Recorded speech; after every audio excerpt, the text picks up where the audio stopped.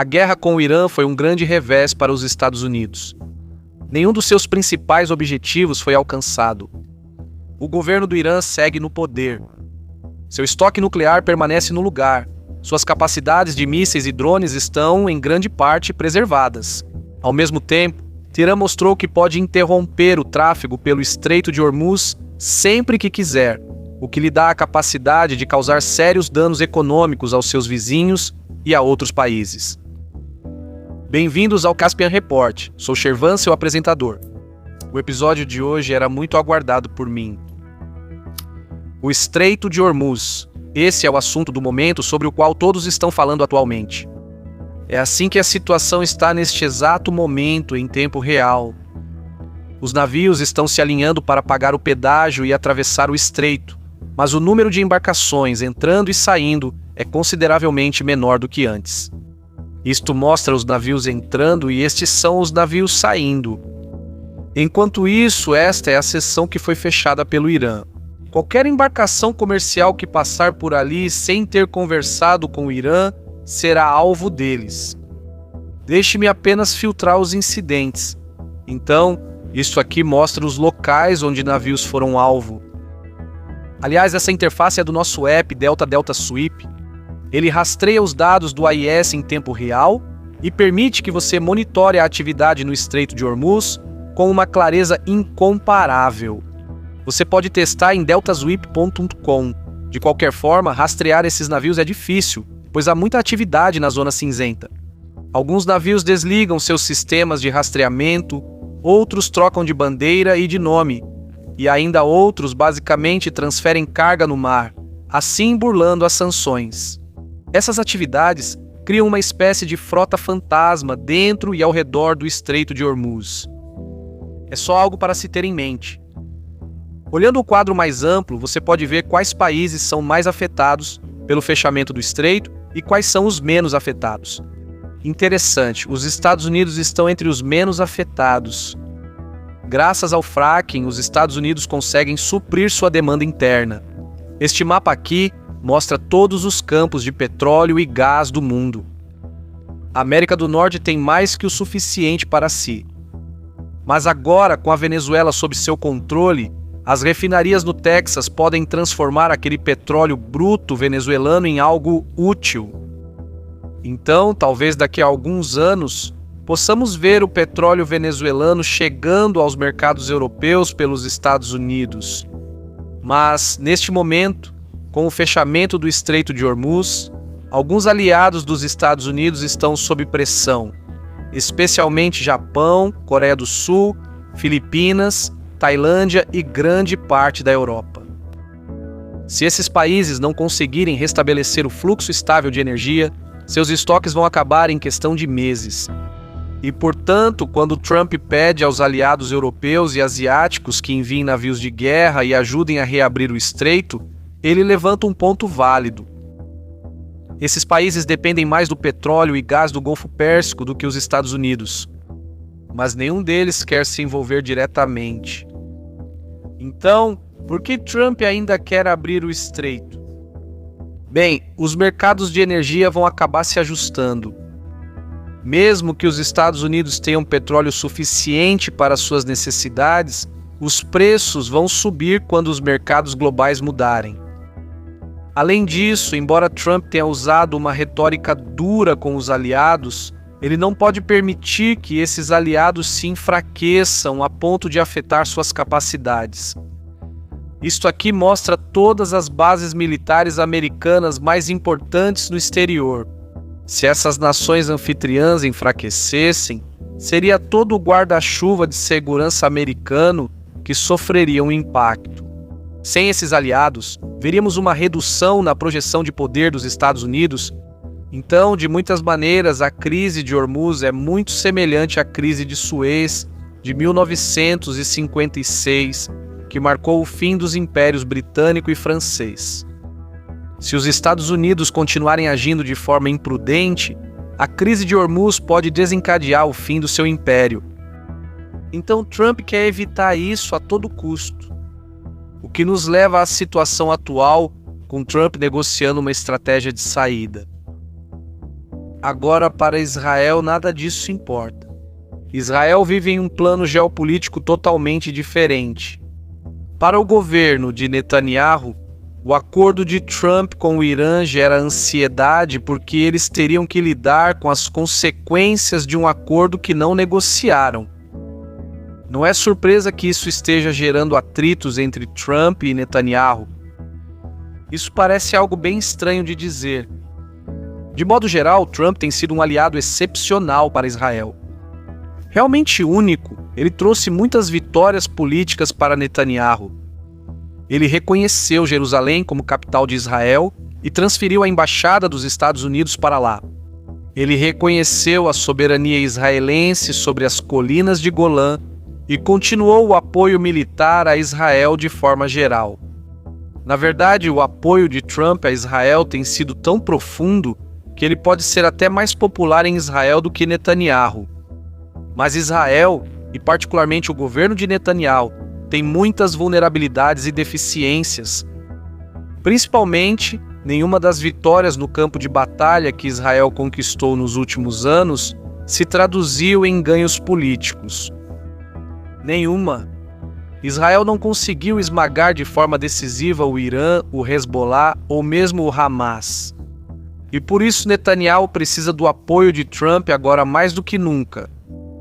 Mas os dois têm interesses completamente diferentes, e essas discrepâncias estão surgindo cada vez mais à medida que entramos na fase final. O verdadeiro teste agora são as negociações entre Irã e Estados Unidos, e como eles estão avançando em direção a um memorando de entendimento. E com base no que sabemos de fontes abertas de inteligência, o novo acordo com o Irã será visto pelos formuladores de políticas israelenses, incluindo Netanyahu e seus opositores políticos, como uma derrota. Este gráfico apresenta os principais pontos de discussão e discórdia. Os pontos pretos representam as posições dos Estados Unidos, enquanto os vermelhos ilustram as do Irã. Os pontos de impasse vão desde o programa nuclear do Irã e o Estreito de Hormuz, até o alívio das sanções e garantias de segurança, mas também incluem o cessar-fogo no Líbano e reparações de guerra. O acordo que Donald Trump negocia permitirá que a teocracia iraniana e a Guarda Revolucionária Islâmica, IRGC, continuem no poder. Na verdade, o governo pós-guerra em Teherã será ainda mais linha dura do que antes, e não haverá condições para uma mudança de regime futuramente. Além disso, o governo iraniano está agora mais coeso do que nunca. E, acima de tudo, eles estabeleceram um precedente ao resistir a um grande ataque dos Estados Unidos e, ao fazer isso, desenvolveram uma nova arma de dissuasão, ou seja, a capacidade de fechar o Estreito de Hormuz. Igualmente importante, apesar da massiva campanha de bombardeios dos Estados Unidos, o Irã mostrou que nenhum país pode impor restrições sérias à sua infraestrutura nuclear. Apenas acelerou a ativação dos locais nucleares. Então, Natanz, por exemplo, que fica aqui, foi bastante bombardeada, mas já está mostrando sinais de restauração. Enquanto isso, a montanha Pekak, que fica ao sul, acredita-se que abriga os 400 quilos de urânio enriquecido que estão desaparecidos. Enriquecido a 60% para ser exato, o que em termos técnicos está muito próximo do grau de armamento. Com apenas um pouco mais de refino, o Irã terá material suficiente para fabricar cerca de uma dúzia de bombas nucleares. Mas a montanha picareta é tão profunda que nem as bombas anti-bunker mais avançadas a afetaram, mantendo-a quase intacta. De qualquer forma, o fato de o Irã ter sobrevivido a meses de bombardeios em níveis nunca vistos estabeleceu um precedente importante. O que temos agora é um Irã mais confiante do que antes, mais disposto a correr riscos, menos temeroso. E nos próximos anos, à medida que o país recuperar o acesso aos seus ativos congelados, veremos um Irã muito mais forte do que hoje. Cada dólar liberado hoje pode se tornar o drone, o agente de uma força aliada ou o míssil de amanhã. E depois de reconstruir e expandir suas capacidades convencionais e assimétricas, veremos um Irã que é praticamente intocável. Ou seja, o custo de lutar contra o Irã vai superar em muitos benefícios. Então, uma guerra com o Irã se tornará altamente improvável nos próximos anos. E uma vez que isso aconteça, inevitavelmente o Irã vai se tornar uma potência nuclear. Veja isso. Estes são os mísseis no arsenal do Irã. Alguns alcançam até 2.500 quilômetros, mas este em particular, o Khorram-Khorram-Shar, tem uma capacidade de carga útil enorme. Se algum dos mísseis do Irã for carregar ogivas nucleares, será este. A questão é que o Irã já tem os mísseis e o material físsil. E também tem o conhecimento e a capacidade para produzir ainda mais. E é exatamente por isso que os Estados Unidos insistem em um fim completo do seu programa de enriquecimento nuclear. E que os 400 quilos de urânio enriquecido sejam entregues. Enquanto o programa de mísseis balísticos do Irã fique sujeito a restrições severas, o Irã, no entanto, não aceita nada disso. Autoridades iranianas argumentam que a energia nuclear é um direito soberano e, portanto, não é negociável. Eles estão dispostos a limitar temporariamente alguns aspectos do programa em troca do alívio das sanções e da normalização econômica. Como este gráfico mostra, os pontos de discussão são extremamente complexos e, com zero confiança entre as partes, é simplesmente impossível superar as diferenças em questão de semanas. Resolver cada um dos pontos problemáticos vai levar tempo, muito tempo. O que falta ao Irã atualmente é dissuasão. Mas com o acordo de Trump e o levantamento das sanções, o Irã vai reconstruir sua economia, infraestrutura e, claro, sua dissuasão. Vai levar tempo, sim, mas o que são 1 ou 2 décadas do panorama geral, afinal? Para Israel, isso é um pesadelo, é uma vitória de pirro. Ou seja, eles venceram tecnicamente, mas a um custo tão alto que, no longo prazo, é essencialmente uma derrota. E é exatamente isso que Netanyahu está tentando desfazer ou evitar. Mas embora Netanyahu possa ter tido influência fundamental até agora, especialmente ao iniciar a guerra dos Estados Unidos contra o Irã, ele tem pouca influência sobre como ou quando o conflito termina. As negociações são principalmente entre Washington e Teherã. Israel não está conduzindo o processo, e essa transmissão aqui confirma isso. Se o memorando de entendimento for assinado e se desenrolar exatamente ou tão bem quanto foi acordado, as hostilidades entre os Estados Unidos e o Irã vão cessar gradualmente.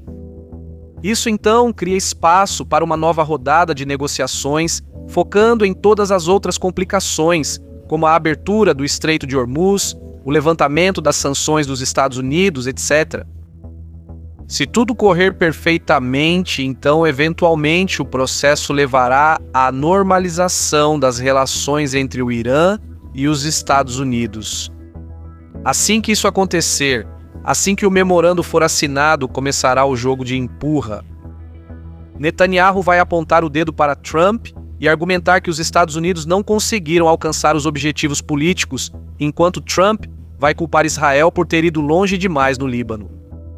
Mas uma coisa com a qual Trump provavelmente tomará cuidado é não ser provocado por Netanyahu a renovar as hostilidades com o Irã, diferente da última vez.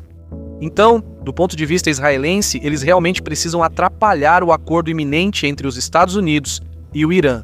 Há simplesmente muito em jogo. E é por isso que os israelenses querem retomar as hostilidades.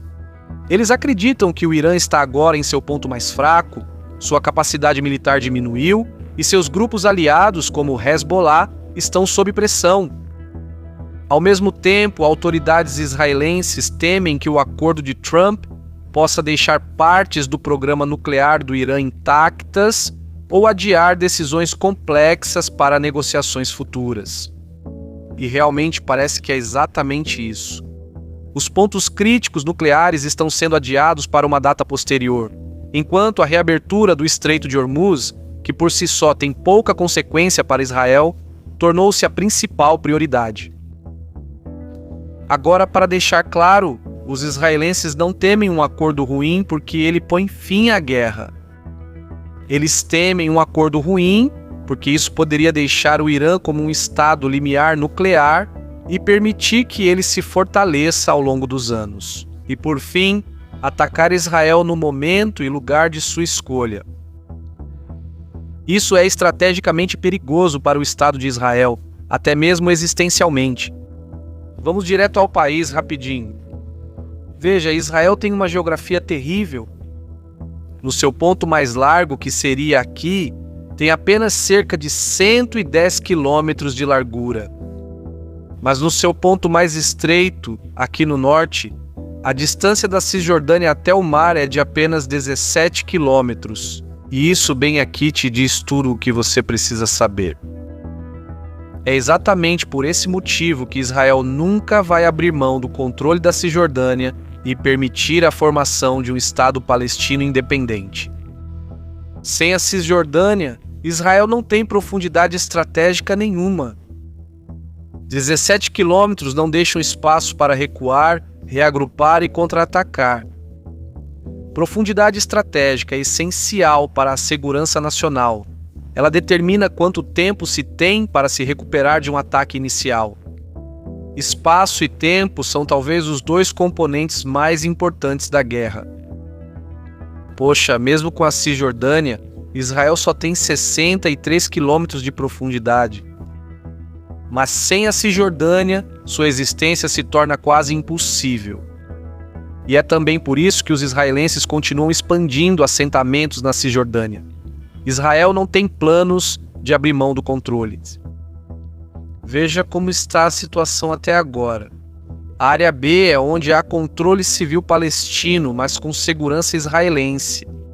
Não há coesão territorial para se falar. A Cisjordânia hoje é apenas um conjunto de aglomerados soltos. E esse é exatamente o ponto. Quando não há continuidade geográfica, não pode haver um Estado independente. De qualquer forma, o ponto é que Israel não pode tolerar derrota em suas fronteiras. Um revés daria a Israel no máximo 110 quilômetros para recuar, e essa vulnerabilidade geográfica molda praticamente tudo na doutrina militar israelense. Desde o dia de sua criação, Israel teve que prevenir ataques iniciando o combate, atingindo preventivamente seus vizinhos e derrotando forças hostis logo no início de uma guerra. A única vez que os israelenses foram pegos de surpresa foi durante o ataque de 1973 do Egito e da Síria, que haviam sido armados e coordenados pela União Soviética.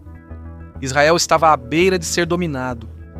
E a única coisa que salvou o país foi o fato de que os egípcios, os sírios e os soviéticos não haviam antecipado um sucesso tão cedo. E as forças em terra ficaram atordoadas sem saber o que fazer em seguida, o que deu aos israelenses o tempo necessário para se reorganizarem e contra-atacarem. Israel venceu aquela guerra, mas isso não resolveu seu dilema estratégico. A falta de profundidade estratégica é o que leva os formuladores de políticas israelenses a efetivamente expandirem as fronteiras de Israel para fora. Mais notável neste momento é o avanço israelense no Líbano. Os israelenses estão buscando exercer controle até o rio Litani, limitando assim o acesso ao próprio Israel por atores não estatais como o Hezbollah. No entanto, o problema disso é que, mesmo com a quantidade de território tomada como zona de proteção, ainda não é suficiente para eliminar a ameaça representada pelo Hezbollah e grupos semelhantes. Novas armas continuam sendo desenvolvidas. Pense em mísseis hipersônicos, drones com fibra óptica, lasers de alta energia, sistemas com IA e muito mais. Essas armas vão pressionar o exército israelense ao máximo. Enquanto isso, a relação entre os Estados Unidos e Israel foi realmente formada pelas realidades da Guerra Fria e depois renovada pelo 11 de setembro. Mas, com o passar do tempo e com a chegada de novas gerações de legisladores ao poder, os interesses nacionais acabarão mudando junto com eles. não há garantia de que os Estados Unidos sempre serão aliados de Israel. Então, para Netanyahu e seu governo, o momento é agora. Um memorando de entendimento entre os Estados Unidos e o Irã, justamente neste momento, cancelaria anos de conflito e conquistas arduamente alcançadas. E daria a iniciativa ao Irã, que então, daqui a alguns anos, voltaria para assombrar Israel. É exatamente por isso que as forças israelenses estão bombardeando o Líbano neste momento. A intenção é provocar os iranianos a exagerarem em suas ações e, assim, forçar o colapso das negociações políticas com Trump. Isso quase ocorreu em 8 de junho. O Irã lançou várias ondas de mísseis em direção a bases militares no centro e sul de Israel. Foi a primeira troca direta de ataques desse tipo desde o cessar-fogo em abril. E o ataque veio em resposta a um bombardeio israelense em Beirute no dia anterior, durante a retomada dos combates com o Hezbollah. Após o ataque do Irã, Israel então retaliou com ataques aéreos contra alvos militares dentro do Irã, e isso trouxe os dois muito perto de um confronto mais amplo. Só depois da intervenção de Trump que israelenses e iranianos concordaram em recuar e evitar uma escalada maior. Mas a troca destaca as nuances do cessar-fogo e todas as sutilezas das interações políticas. Israel está tentando preservar a liberdade de ação contra o Hezbollah, mesmo enquanto os Estados Unidos tentam manter o cessar-fogo entre Israel e Líbano e avançar nas negociações diplomáticas com o Irã. Enquanto isso, o Irã está sinalizando que o Líbano faz parte do cessar-fogo regional mais amplo e que qualquer ataque israelense ao Hezbollah desencadearia uma resposta iraniana. Há semanas, o Irã vem alertando que ataques israelenses ao Hezbollah, especialmente na capital Beirute, seriam vistos como uma violação de um cessar-fogo mais amplo. Trump, no entanto, tem tentado separar a frente do Líbano dos canais diplomáticos no Irã.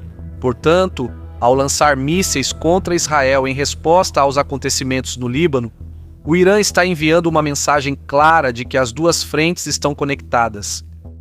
Os iranianos agora estão tentando reforçar essa ideia. Mas isso também nos mostra que o Irã está negociando cada vez mais a partir de uma posição de força relativa.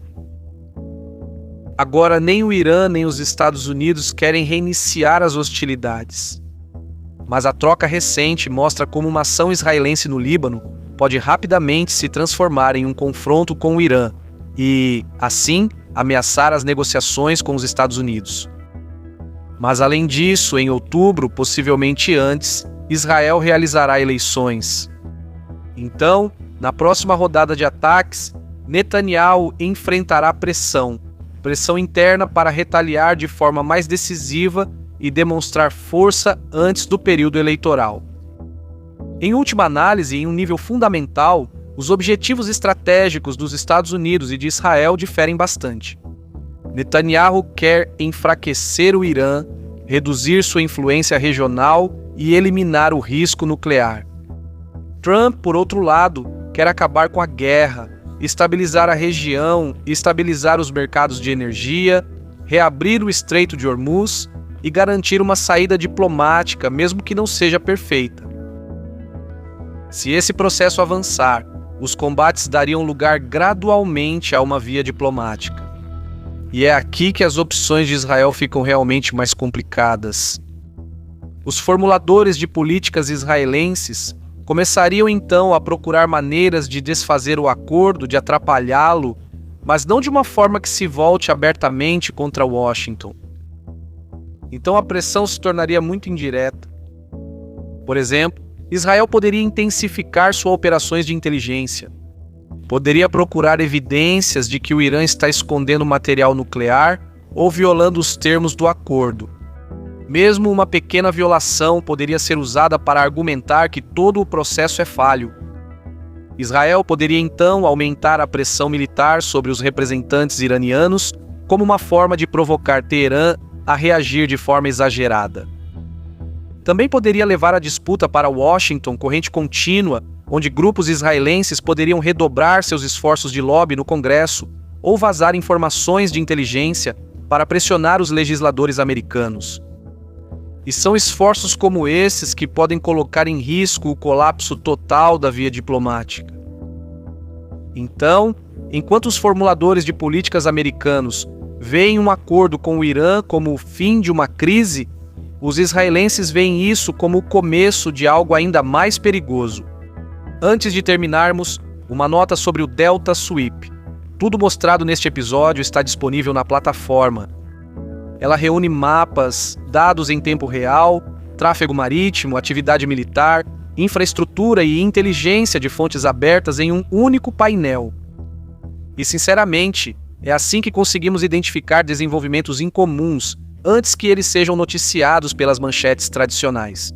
E ao se inscrever, você pode ter acesso ao mesmo painel. Se você optar pelo plano anual, o preço é de apenas $6 por mês. Mas esse preço não vai ficar assim para sempre.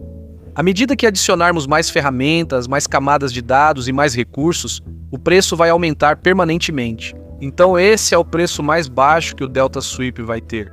E qualquer pessoa que se inscrever nos próximos 7 dias vai garantir esses $6 por mês enquanto a conta estiver ativa. Então mesmo daqui a 5 ou 10 anos, o seu preço vai continuar o mesmo. Há um teste gratuito de 7 dias ao se inscrever, então não pense demais. Experimente e comprove. O valor que você recebe é incrível. Acesse deltasweep.com e aproveite o desconto de pré-venda. Enfim, é isso por hoje. Obrigado por assistir e ficar com a gente até o final. E Sahur.